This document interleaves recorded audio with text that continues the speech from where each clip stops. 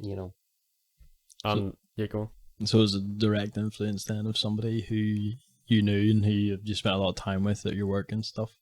And I suppose that's a powerful message for obviously our listeners who are at work at the minute, or who because here we have Carl who was saved because of direct influence. It was God obviously working through that person, and I suppose that encourages us to do the same, because there could be other Carls in the places where we work. Exactly. You know. But how do we question here? So the purpose of this podcast is to obviously make people sit down and think about the topics to bring up. Do you recall any moments where you had to really sit down and think and wrestle with something like a great obstacle? And if you did, how did you overcome it? Or if you haven't overcome it, what are the methods you're using to try and cope with it? So any challenges that you really had to sit down and think about as a Christian or otherwise? Well, when you're a Christian, you give your life completely over. You don't go half measures. You go all in, or you don't. There's no such thing as sitting on the fence. You can't be hot and cold. You either have to be, right? You can't be lukewarm and cold. You have to be hot all the time. And when I say hot all the time, you have to be fired up all the time.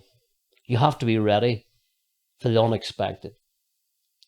And God prepared me for things like that, because, excuse me, in my younger years, believe it or not, I had the worst stammer in the world, and I couldn't have got 2 words out.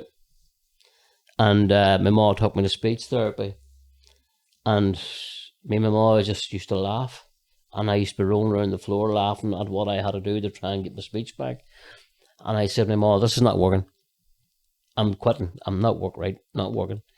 And it was only when my mother and me went on a trip out to Israel that I got the courage up. I asked one of the ministers, there were 2 ministers on the trip, I asked one of them, and I says, can I do a reading here?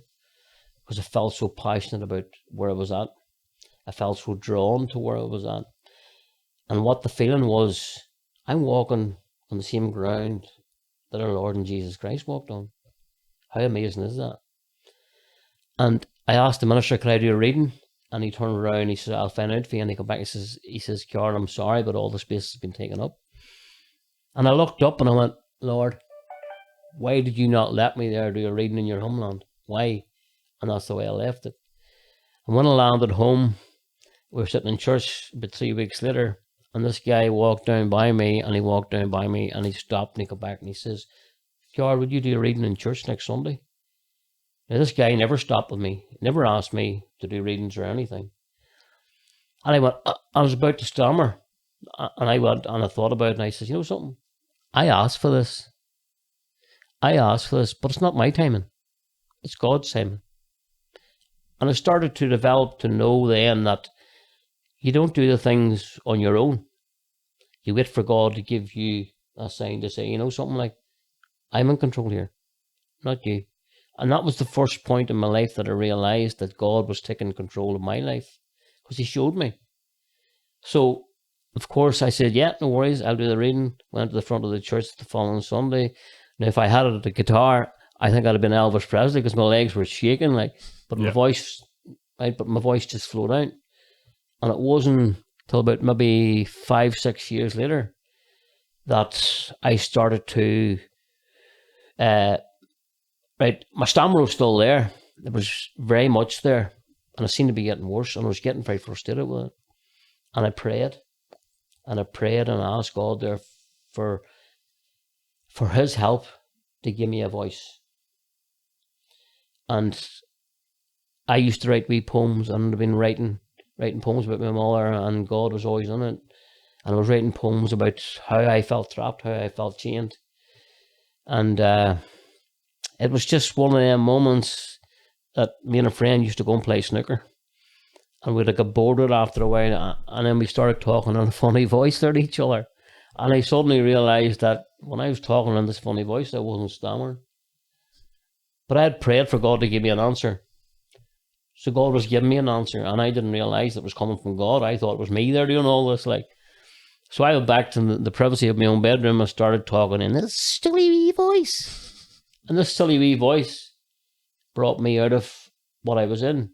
I was trapped in a situation where I lost all confidence. I lost